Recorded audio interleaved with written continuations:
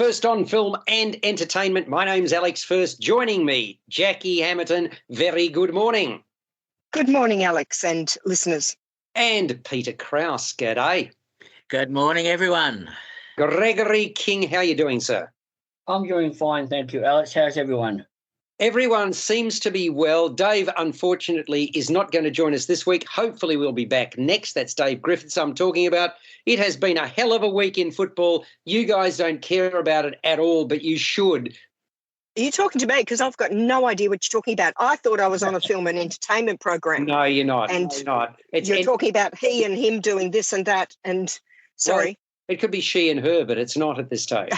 So they and them. Dave, where are you when we really need you? When we need some intelligent conversation about something that's entertainment-based. Hence, we talk about football first. Now, the cricket season's not far away because Essendon won't be playing final. Anyway, let's talk about a number of the movies that are on this week, and we'll also talk about a number of shows. Because, Jackie, you've been in fact, I think Thursday and Friday nights, if I'm not mistaken, you were at the theatre, correct? Yes, out on the town, Alex. Out on the town. Well, that's it's a great place to be. I mean, you know, coming out of winter now, the nights are not so dark, and, well, they get dark later, and I can really feel that spring and summer coming along. No, you can't. It's damn cold at night. What are you talking about? It'll be, yeah, but we're getting there. We're getting there. Oh, gee, talk about optimism. We're months away. Yes. We're months away. This is the problem. Melbourne doesn't get warm till around about December. Well, it's spring. Yeah, but it's spring in about 2 or 3 weeks, and that's the start of it. Yay. No, it's not the start of it. It's this is the thing is, if you think about summer in Melbourne, it lasts 4 months, doesn't it? Maybe December. If that, yeah. Yeah, if that, exactly. Let's talk about Good Luck to You, Leo Grande, which is, I suppose, the big movie, not only of the week, but for quite some considerable time. A lot of conversation about it because a bold move by Emma Thompson to make a movie like this, and it's received a lot of positive vibes and publicity. It's rated M. It goes for 97 minutes, and it's about this uptight, prim and proper middle-aged woman who has a beige sex life, and she hires a young, fit, handsome sex worker. So that is the starting point for this movie. Good Luck to You, Leo Grande. It showcases Emma Thompson as we have never seen her before. She plays Nancy Stokes, who is not the real name of the character. She enlists the services of a hot Irishman called Leo Grande, again, not the character's actual name. So basically this is after 2 years since her husband died. So she, and even in the 31 years of their marriage, their sex life, well, according to her, was mundane at best. She's a former secondary school religious instruction teacher. She's never had an orgasm. Nancy has now paid for a hotel room and she's taken to the minibar by way of Dutch courage. Still, she's a bundle of nerves. She's never done anything like what she's about to. In comes Leo, Daryl McCormack, quite the antithesis of Nancy. He's calm, he's confident, he takes the lead. It's his job to ensure she loses herself in the moment. But she has questions aplenty. Even though Nancy says she's looking for adventure, it takes a great deal to get her to relax and give herself over to Leo. So this movie, Good Luck to You, Leo Grande, takes us through a series of encounters between this pair. And that hits a sizable roadblock when Nancy presses too hard. Suffice to say that the movie is heavy on talk rather than action. But still, it's a big deal, as I said at the outset, that an actor of Thompson's standing has, inverted commas, exposed herself in a film like this. And I think she really magnificently captures the awkwardness that really is the hallmark of the character, her character, someone used to control who is way outside her comfort zone, Jackie. Yes, she certainly is. I mean, all of her, the conversation you're talking about and the question she asked, it's about delaying tactics until she's trying to keep control, and she's put herself in a situation where, I mean, she has placed herself there willingly, but she's put herself there where she is not comfortable and doesn't know how to handle it. So she does it her way, which is to ask questions and delay the inevitable. Well, it's not even inevitable because it doesn't have to happen. I think the point that you made is an important one. I mean, she has hired this gentleman to service her, so to speak, but she then when push comes to shove, seeing him in the flesh and, gorgeous body, all of that sort of stuff, she starts to second guess herself. And, is this really what she wants to do? Because it's so far, being this sort of prim and proper person, really, is it the right thing for me to do?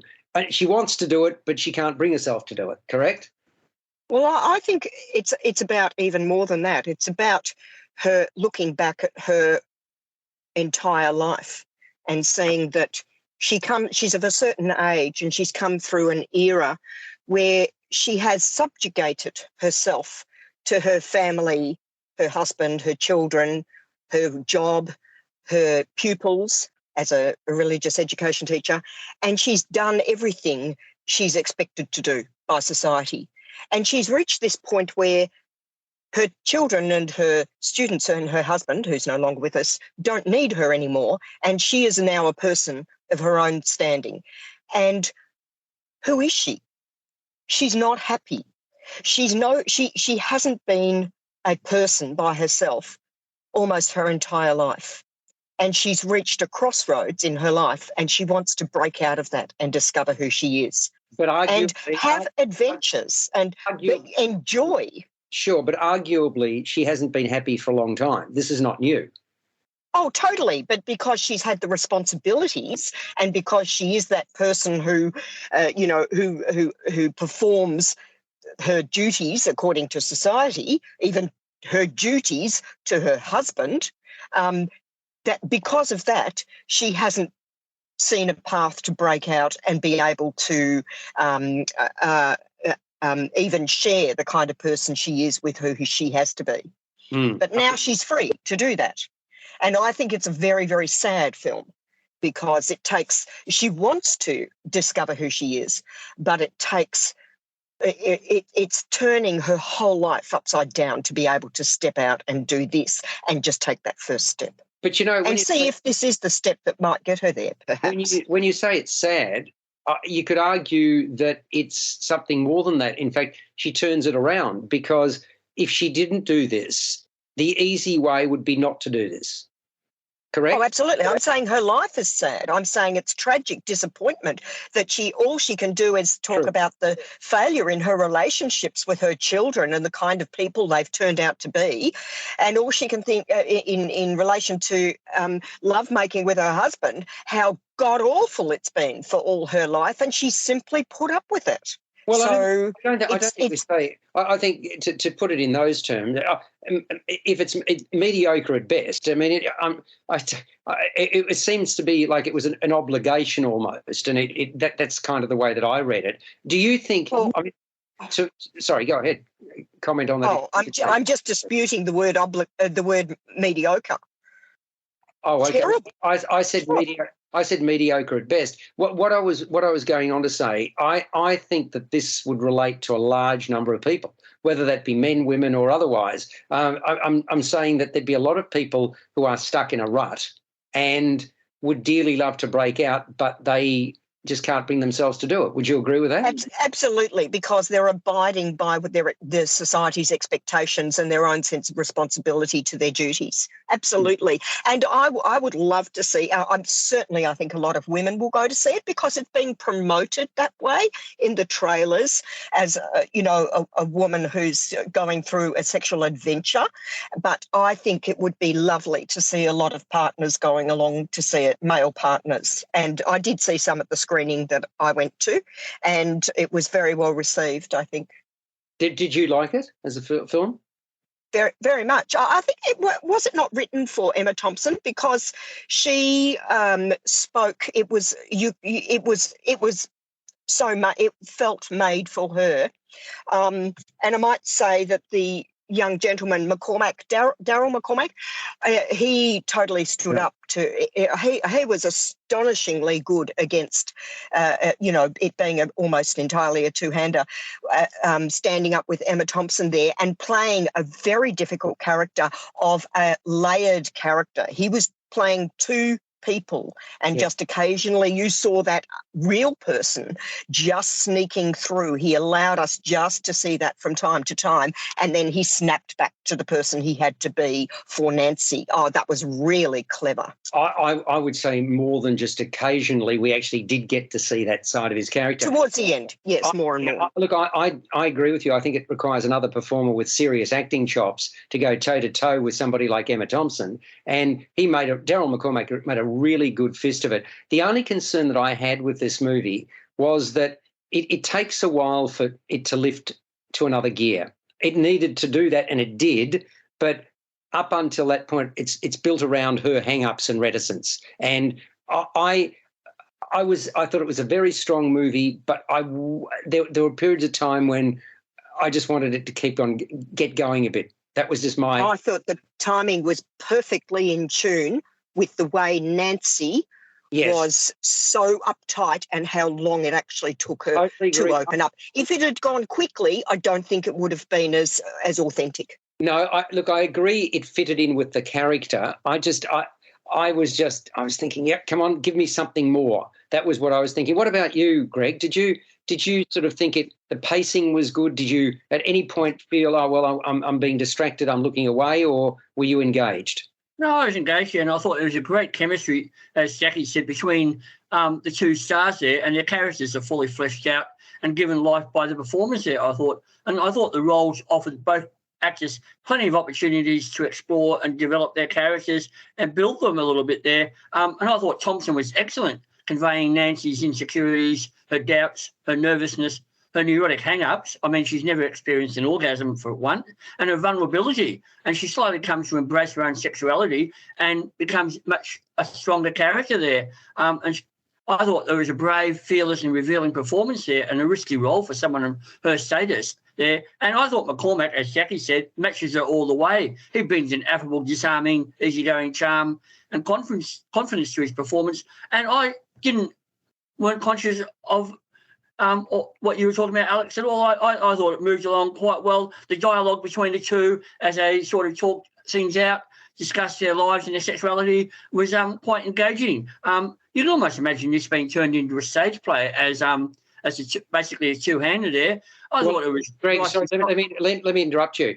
I thought I was watching a stage play because it really does. I mean, seeing I see as much theatre as I do movies, and this really had play written all over it. Obviously, I would imagine that these two characters could get onto a stage and perform it quite well, because really most of the scenes occur in a hotel room, and you've got the coffee shop of the same hotel.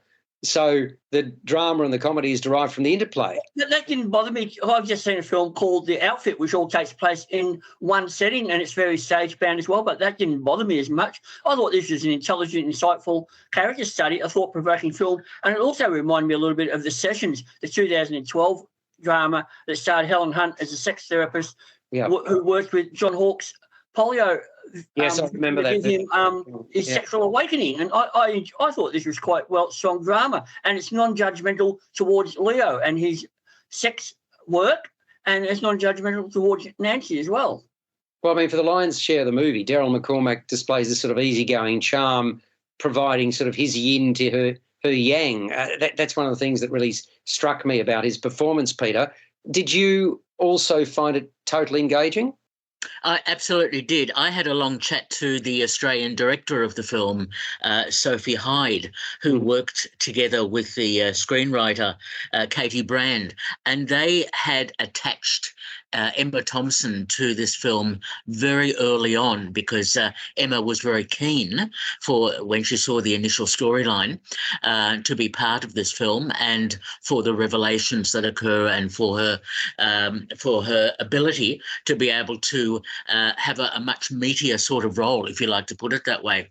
So it's interesting, the process that was used to make this film, because what they did was they had no intimacy coordinator. What they did was they rehearsed each day's scenes, and it was all shot in a studio. There was no hotel used at all. And they rehearsed each scene, each day's script, each day's revelations and other things that were coming up in the storyline.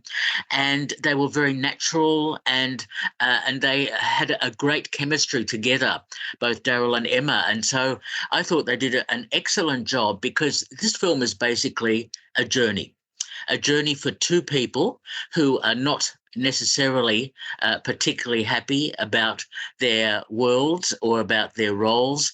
They can put surface issues to the fore so that they can feel better about themselves, or try to.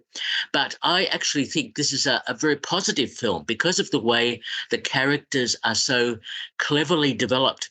It's interesting how we talk about this as a sort of stage-bound sort of film, when in fact, if we saw the same thing from France or from Europe, we wouldn't hesitate at all and say this is a great intimate sort of film.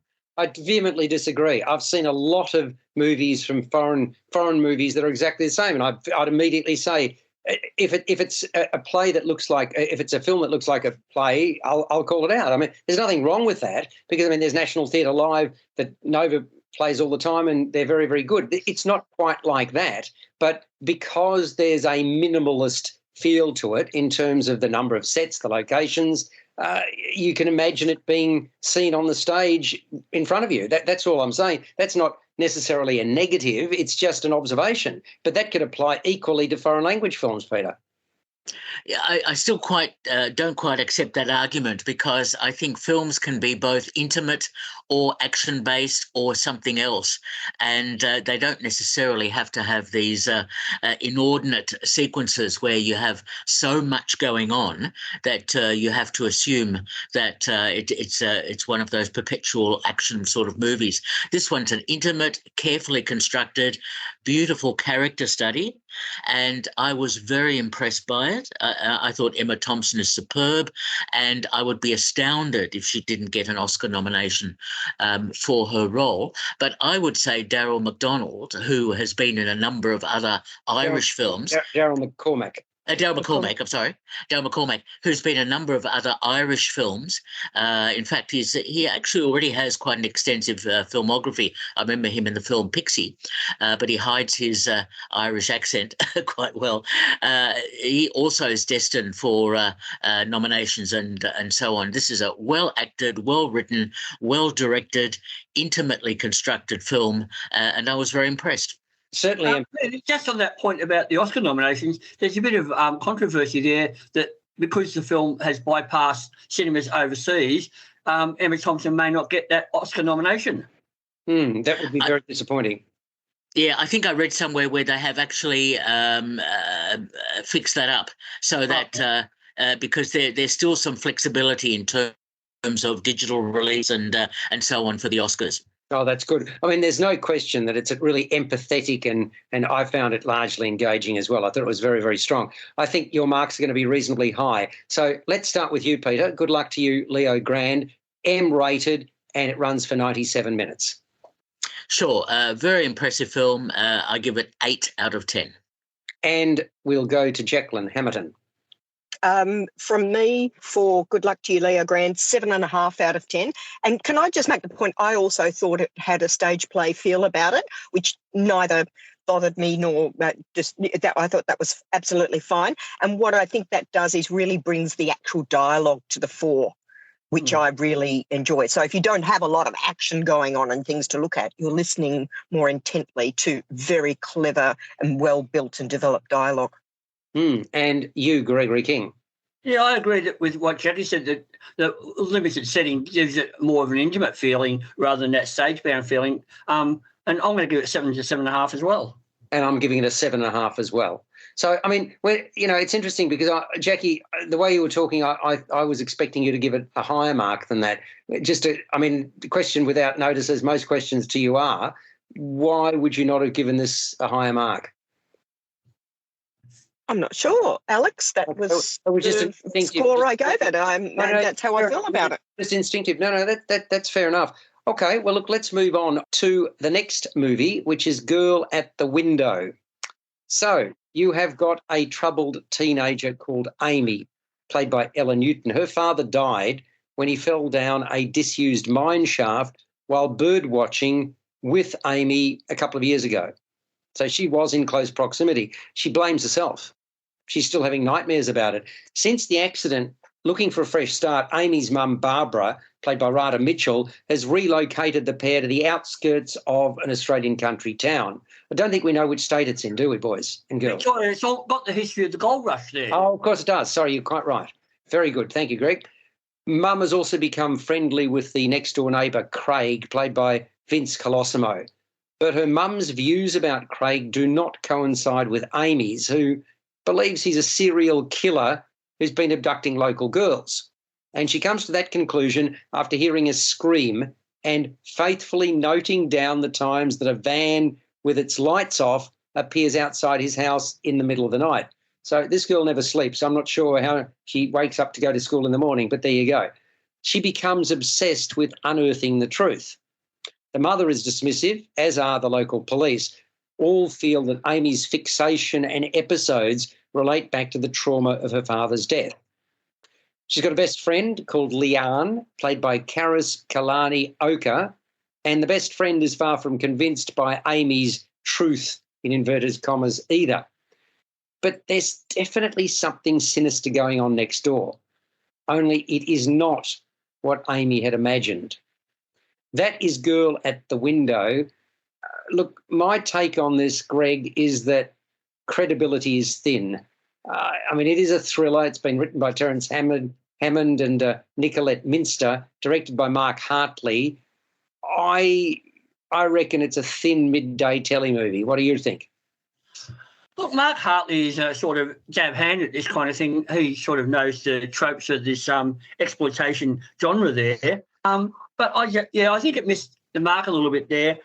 Some of the characters are a little bit cliched, underdeveloped there. I didn't think Radha Mitchell was given a particularly lot to do in a fairly thankless role. But it does hold the interest occasionally. But I agree that it's more like Rear Window and Disturbia than anything else. It borrows elements from those films. And it's produced by a guy called Anthony Junane, who has established his reputation as one of the key figures of the John Eric exploitation films in the 70s and 80s there as well. And it's interesting to note that the score is composed by a guy called Jamie Blanks, who has also established himself in the slasher film genre with films like Urban Legend. And I thought that added to the tone of the film as well. Again, it's nicely shot, I thought, but a bit of a bit cliched in some of the characters. Some of the dialogue is a little bit bland as well. And I just thought it got to the conclusion a bit too quickly there. There was a bit of a lack of suspense there.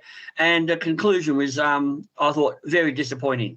Yeah, well, for a couple, supposedly, they're supposedly still mourning the loss of their husband and father, respectively. So Amy and Barbara, I thought they were surprisingly blasé, Peter. I can't say that the supporting cast generally moved me either. I mean, if I had to pick out one cast member who at least gave me a little bit of a smile, it'd be Karis Kalani Oka as the sassy Leanne. I mean, I thought the whole thing basically was, apart from her, was really acting by the numbers, and no one here is going to win any awards, are they? No, but this is a genre piece, and we don't make that many genre pieces in Australia as thrillers sort of go. And Mark Hartley, as Greg quite rightly says, is a dab hand at these genre films. And of course, because Mark also did Not Quite Hollywood and Patrick, etc. This film was shot fairly quickly, and it had a script, when I spoke to Mark Hartley, that was pared back considerably because of COVID restrictions and so on when the film was shot, and they only had Radha Mitchell for a very limited period of time, and they were particularly keen to have her because they want to sell the film overseas. Look, this is an average, adequate thriller. It is a little bit by the numbers. Sorry. So, Peter, average, adequate. Good golly. Are you going to hit this with a wet lettuce leaf, are you? Sorry, lettuce leaves are too expensive, so maybe it's a bit of cabbage now. Boiled cabbage. All right. Look, the film's okay for its genre sort of leanings, but it's not necessarily something that you'd write home about in terms of being groundbreaking or clever or having twists and turns that are particularly nasty. Although there's one particularly gruesome scene in the film, but I won't do a spoiler in that. It's not a bad film at all. It's just nothing to write home about. Well, Greg put it another way. I'm just going to say the whole thing looks and feels contrived. And the actor, to me, the actor's lack of self-belief is going to translate to similar feelings from an audience, which that's a bit of a worry. Now, Jackie, I don't think you would have seen this, would you? No, I did not see that film. No. Look, yeah, I mean, if you're prepared to swallow the world of make-believe for a cheap thrill, then by all means go for it. That's my take on Girl at the Window. It's a film that just didn't reach any great heights, and it just did what every other movie of this genre tends to do, and that's why I'm putting it in the sort of telemovie midday basket of years gone by. It's rated MA for very good reason because, pardon me, the subject matter, my voice is going. I'm going to take a drink. Very nice. And I think it's worth a MA 84 minutes, 5 out of 10. What do you think, Peter? Look, I tend to agree. I gave it 5 out of 10 as well. Peter has given 5. I've given it 5. Greg, you're either going to make it or break it in terms of pass mark. Look, I'll go around about 5 to 5.5 as well. Okay, there we go. All right, so that's Girl at the Window. Now, we have got another movie that I think we've all seen. I'm a bit of a fan of this movie maker because he does films that are very different. David Cronenberg is his name, and arguably he does body horror better than anyone. And Crimes of the Future, which is the movie we're going to talk about, continues that journey. And it's rated MA, runs for 108 minutes.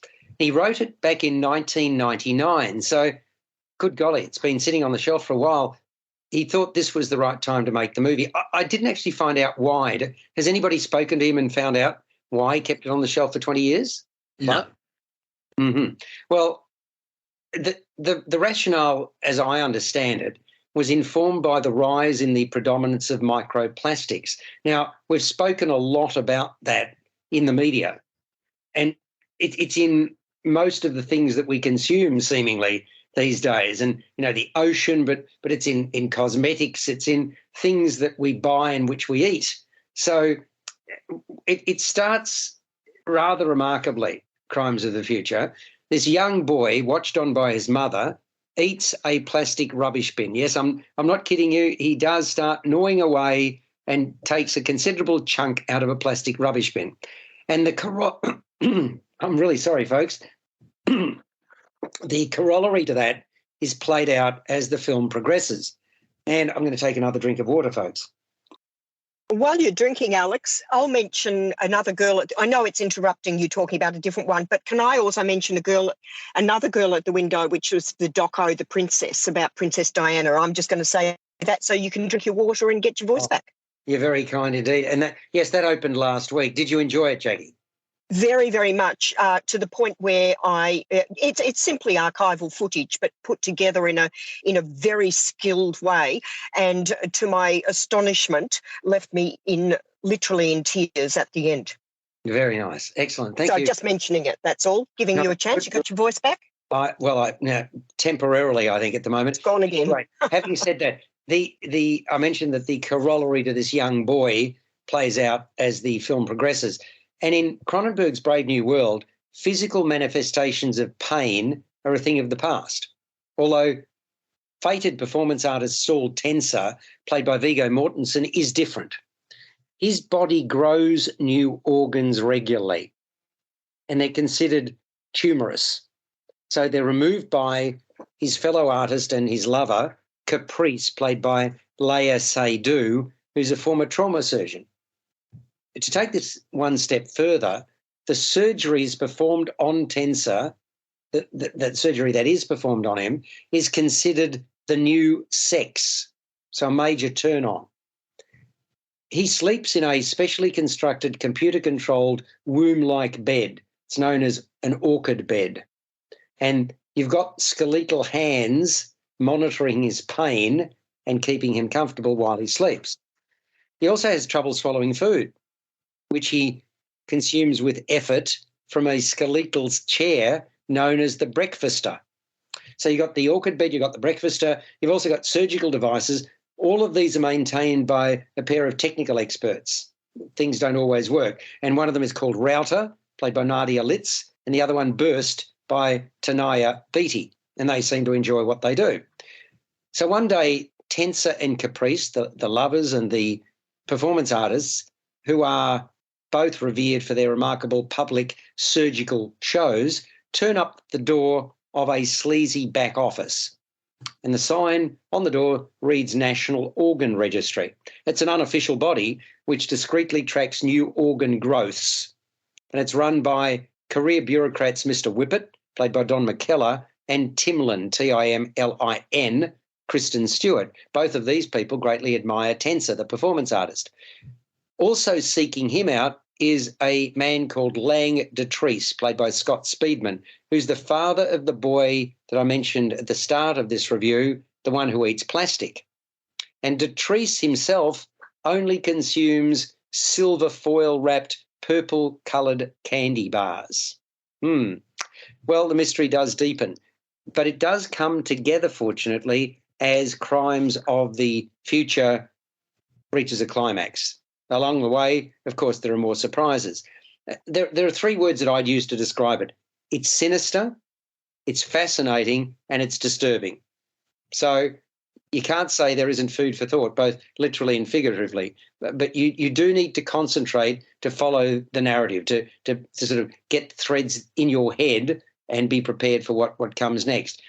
It speaks about the world that's evolved, where technology is playing an increasing part. The question must be asked, though, is it for the greater good? Well, technology is here to stay and it'll continue to evolve. So what does this say about the future, Peter? I think it has a very pervasive and gloomy look at the future in terms of harvesting organs and in terms of the way plastics and other artificial devices are going to impact on our lives, on humanity. And I suppose this is sort of a midpoint before we get to robotics and artificial intelligence. I was very impressed by this film because of the cleverness of the writing. Certainly, this is a most unique experience in terms of the construction of the storyline and the performances of a really good range of disparate actors. The whole film was shot in Greece, by the way, even though it's a Canadian-Greece co-production, is very impressive indeed. I really enjoyed this, and I was wondering about why Cronenberg had to sit on this script for so long. I'm not sure he had to, but he chose to. He chose to, but I suppose a lot of it is to do with special effects and to do with hitting the market at the right time in terms of a body horror sort of film, which is quite unusual and quite different. And so funding is always going to be an issue. Anyway, I really liked the film. I don't know if enjoyed is the right word, but liked the film and admired it for what Cronenberg was trying to say. And he's done so many of these really off-the-wall films that comment on human existence and look at the next step in what might happen in humanity and in artificial sort of development. So, I really liked the film. I was very impressed. You talked about the special effects. I thought the production design was memorable. I mean, the devices concocted were imaginative. Carol Spear is the one who has done the production design, and I think she deserves a mention. So too, Greg, the performances. I mean, I really did appreciate the strength and conviction in the leads, especially Viggo Mortensen. He successfully channels Tensa's fragile state throughout the movie. Léa Seydoux, I thought, brought an empathetic and loving enthusiasm to Caprice. And Kristen Stewart, well, she really does capture Timlin's story arc. She moves from apprehensive to highly excitable. So I thought they were pretty damn good. What do you think? I haven't seen this one, Alex, because it doesn't start till next Thursday. I thought it started today. Thursday of week gone by. Is that right? Okay. Well, I'm sorry about that. So I must admit, according to I must be using a different reference point because I thought it started on Thursday. So there you go. Jackie, I presume you haven't seen this one either. I have not, Alex. No. That's all right. I've jumped the gun, folks, but it's good for us to both talk about it because I thought it was worthwhile. No question in my mind. And look, as with much of Cronenberg's work, it's a picture for selective taste. Not everybody's going to love this one, Peter, because you have to understand the mentality of the man. Having said that, he's really forward-thinking. I find his form of science fiction really intriguing, and this movie certainly it's in his canon of work. It sort of builds on what he's done previously, and it has a lot to say, which is what I really appreciated about it. I mean, who do you think it's going to appeal to? Only Cronenberg fans and sci-fi fans and horror fans, or do you think it'll be broader than that because of its subject matter?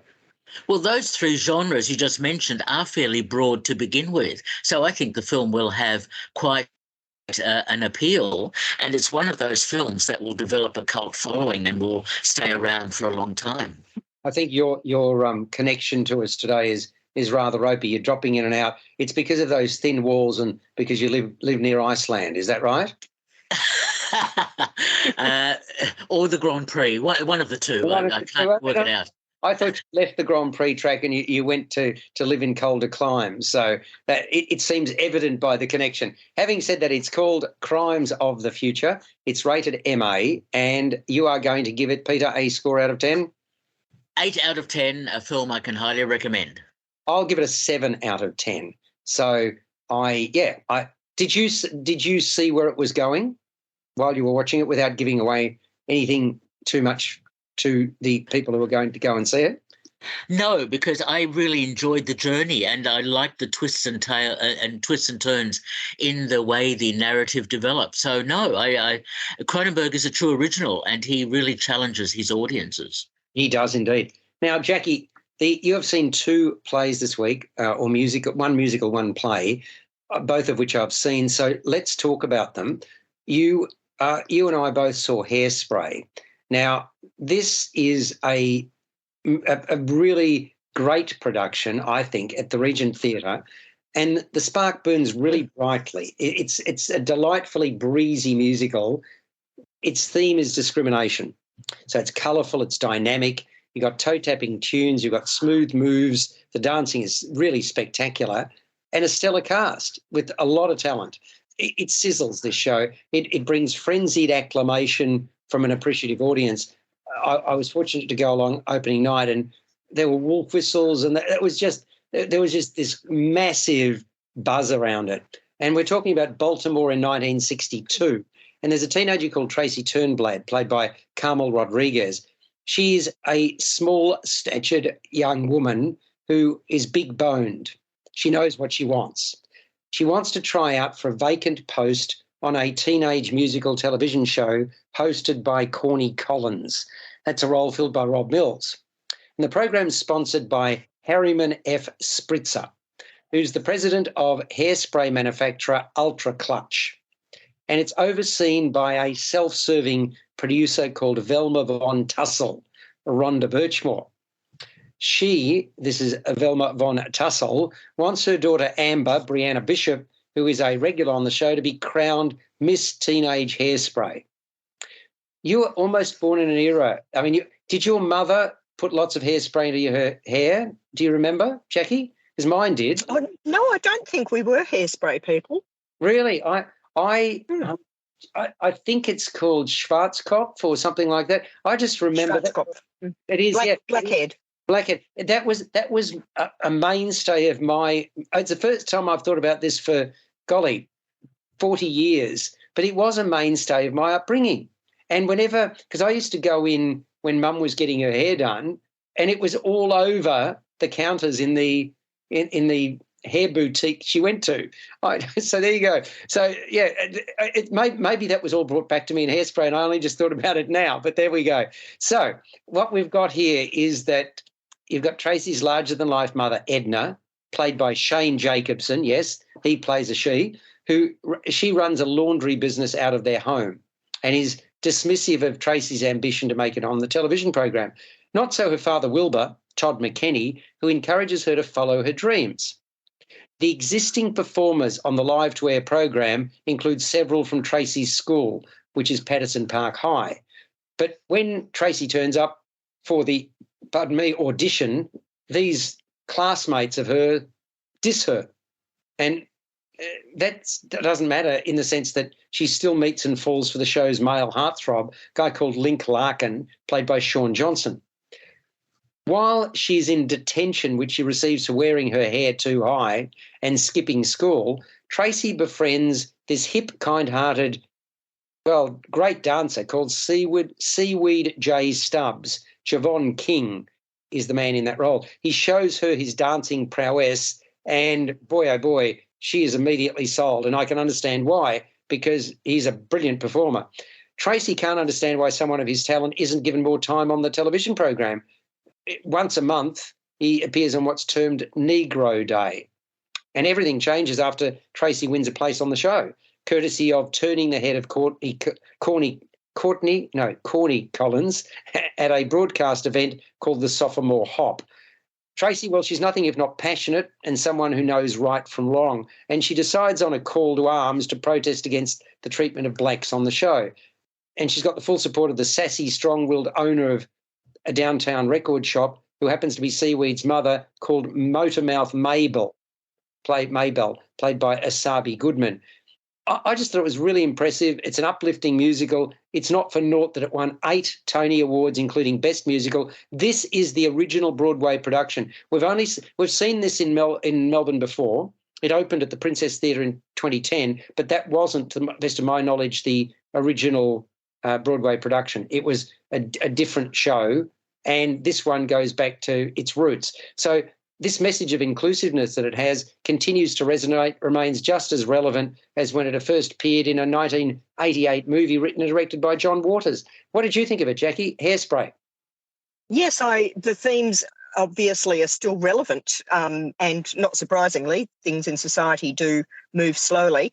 The inclusiveness is the other of body image and racism are still relevant, as are other things today that we're trying to open society up about.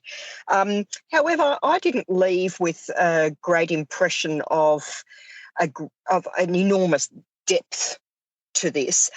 It is light and bright and fun, breezy, funny, uplifting, and it's a little bit fairy floss. I didn't have a deep emotional connection with what was going on, and leave the theatre feeling I needed to think about this, and no. So it was fun, and also you haven't mentioned the films. Of course, we're familiar with it, with the storyline through all the films.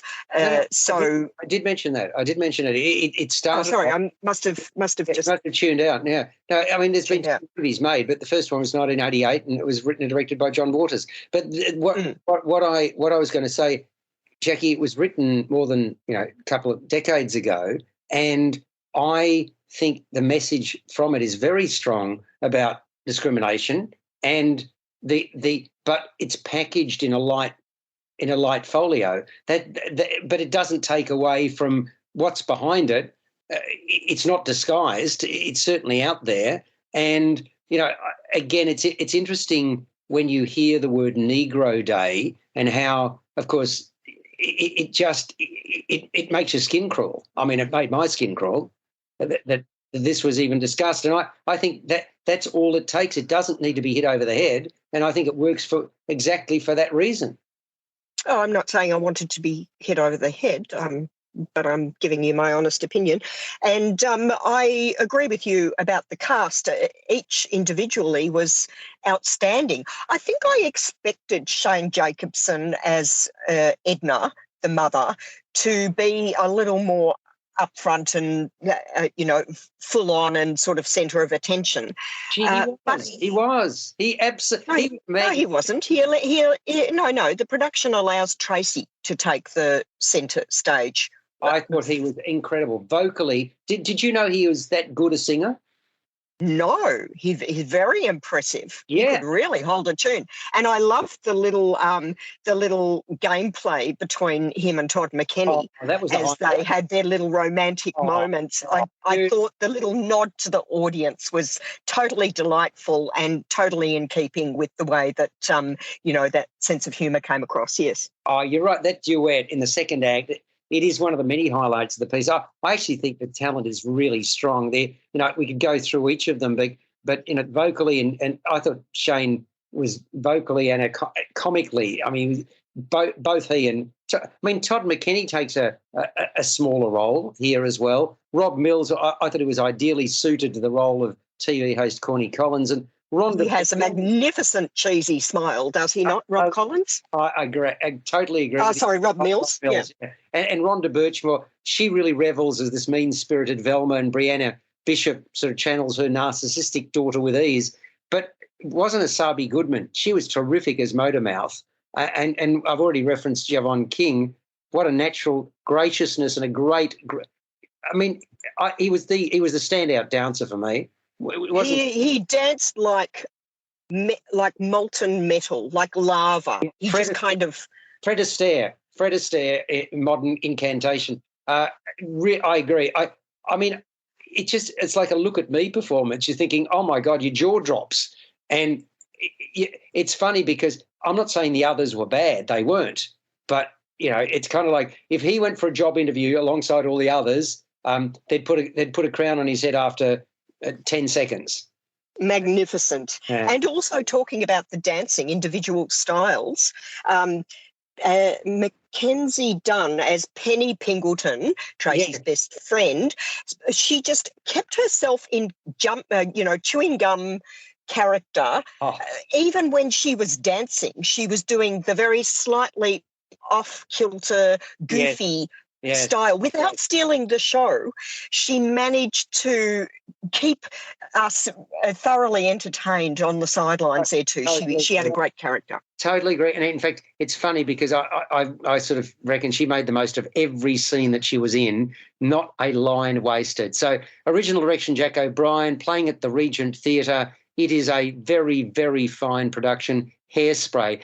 We've got time to talk about the Alex, can I quickly ask a question? You can. Why in Hairspray and all the incarnations I have seen, a previous stage production and the film version with John Travolta, why is Tracy's mother always played by a male actor in drag? I don't have a complete answer for you, but what I can say is it really works. I mean, that's a good enough reason to do it. And it really works, and that's all I've got for you. I don't know. Maybe there's something online that I can give you an answer to that next week. But good question. Anna Kay is on at the Malthouse, and by their very nature, if you think about human relationships, they're messy. So the vast majority don't hit the headlines, but if you're a public figure, you're considered to be fair game, and that's the case with a 44-year-old television anchor called Anna Kay. It's Kay, played by Carolyn Craig. She starts trending and is slut-shamed when she takes up with a 27-year-old SAS soldier called Lexi, played by Callan Coley. Their relationship began after she interviewed the whistleblower, that's the SAS soldier, who witnessed abhorrent behaviour from his superiors in Afghanistan. Anna subsequently walked out on her husband, who's a surgeon, his name's Jonathan, and their 10-year-old son, Harry. We don't see either of them, but they're frequently referenced. And Anna maintains she's never felt the kind of love that she has for this soldier, the 27-year-old Lexi. He reciprocates Anna's feelings, having broken up with his fiancée to be with her. And the pair want to be free to pursue their relationship without scrutiny. That is not going to happen. After a short interlude during which they greatly enjoy each other's company, Anna is due back at work the following day. She's actually preparing to break a really big and important story. As I say, she's a television anchor. And then social media goes haywire, exposing Anna's dirty secret. The pair's holed up in a hotel room, which it becomes a prison for Anna over the next few days. The media sort of camped outside the hotel, trying to catch a glimpse of this scarlet woman. The husband, Jonathan, is viewed as the aggrieved party. The son, Harry, is not returning Anna's calls. And while Anna and Lexi maintain that they've done nothing wrong, that's not how the world around them sees it. By far the harshest judgment is being passed on Anna, who's having a major meltdown. The consequences of the choice that she's made, both for her mental health and her career, are momentous. Really thoughtfully conceived and written by Susie Miller, Anna Kay, just the letter K, well directed by Carissa Liccardello, and the tension, which is ratcheted up as the screws are tightened, was palpable throughout. The focus is primarily on Anna, and that focus is razor sharp. I thought Caroline Craig was outstanding as the defiant centrepiece, becomes a nervous wreck. She's adept at displaying the range of emotions that come with the territory. And Callan Coley impresses too. Measured performance as Anna's more naive lover, who has a revelation of his own to share. And you've got a figure called Louisa Mignon, who's adept at handling several roles. They include Anna's sister-in-law and a fellow journalist and friend trying to talk sense to Anna. And then thirdly, a young reporter that Anna has mentored. So that's my take on it. I've got a few other things to say, but what about you, Jackie? Anna Kay at Malthouse. Yes, absolutely. Again, it is a credible and very contemporary story. I thought Carolyn Craig was superb, and it brought to mind the picture of Dorian Gray recently. Yes. Certainly this was mostly a two-hander, but she dominated, and it was certainly the tension explodes at the end. It certainly builds and then it does explode. I thought it's funny to say it, but I thought the lighting was brilliant. It allowed us to see the passage of time, which helped build her character, because we could see that this is the way she was heading as it escalated through the lighting. I thought that was very, very clever. It's funny. That was my next comment. I reckon it's striking. It's the work of Paul Jackson, plays a vital role. And did you know, Jackie, that somebody's coughing away, is inspired by Leo Tolstoy's Anna Karenina, which was published in 1878. But yes, but is that not just along the theme of women being judged harshly? Yeah. But unlike Tolstoy, which is only a small part of his. Well, the writer here, Carissa Liccardello, was interested in a feminist interrogation, and she skillfully navigates that. She turns the spotlight on passionate expression as a force for destruction, and that's really a response to societal shaming along gender lines. And I mean, if I ask this question, just how far have we moved in acceptance of a woman's right to choose to plot a path that she believes is true to herself? And that's what this is about. You be the judge. You please, folks, go and see Anna Kay. It's a searing reflection of the modern world writ large, and it's on at the Maryland Theatre at Malthouse Theatre. I thought the conviction behind it was compelling, as is the piece itself. Would you recommend it, Jackie? Well, I would, but not generally and widely and broadly. However, it was a skilled production. Why not? Don't think it's a wide audience kind of production. Fair enough. But it was well done. I'll just put it like that. Fair enough. Well, what a theme to carry on from Good Luck to You, Leo, Grande, and Hairspray, as discussed. Exactly. Now we've got to go. Even The Princess that I mentioned, but there you go. Women being judged. We've got to go, folks. We're over time, so I apologise. Thank you, folks. Catch up next week. First on Film and Entertainment. Thank you all. Farewell for now.